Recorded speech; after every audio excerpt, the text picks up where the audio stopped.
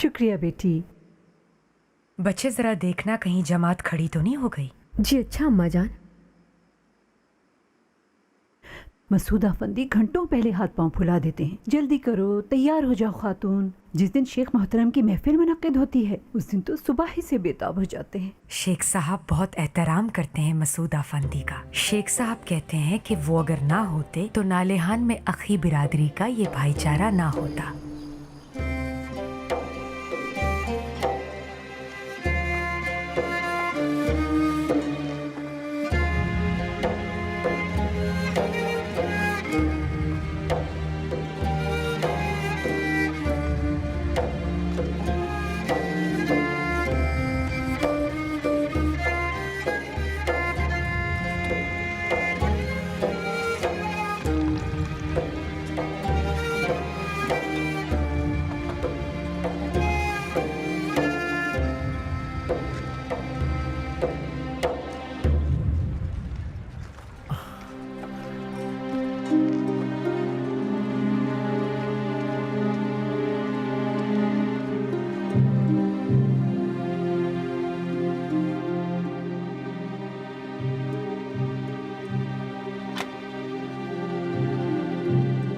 घर में है खानम सुल्तान?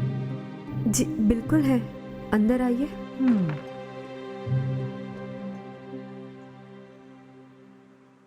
खुशामदीद बहन, खुशामदीद। आइए तशरीफ रखिए। बहुत शुक्रिया। खैर होगी इंशाल्लाह।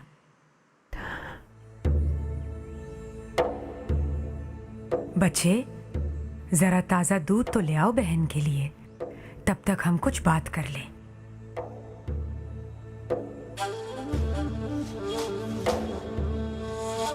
खैर तो है ना बहन? ये क्या हाल बना रखा है तुमने? तुम तो बहुत घबराई हुई लग रही हो।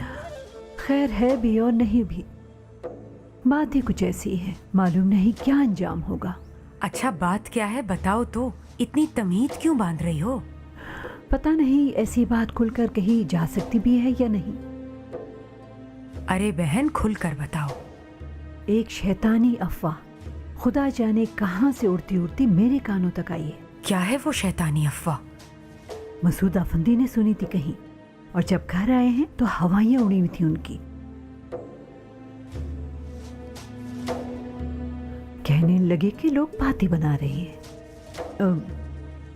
यूनुस अफंदी महरम में और ना महरम में ना फर्क समझते हैं ना लिहाज रखते हैं।